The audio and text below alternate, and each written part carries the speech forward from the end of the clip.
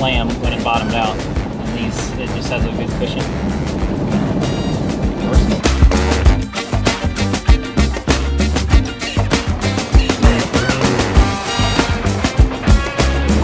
Can't believe how smooth these are riding on these roads.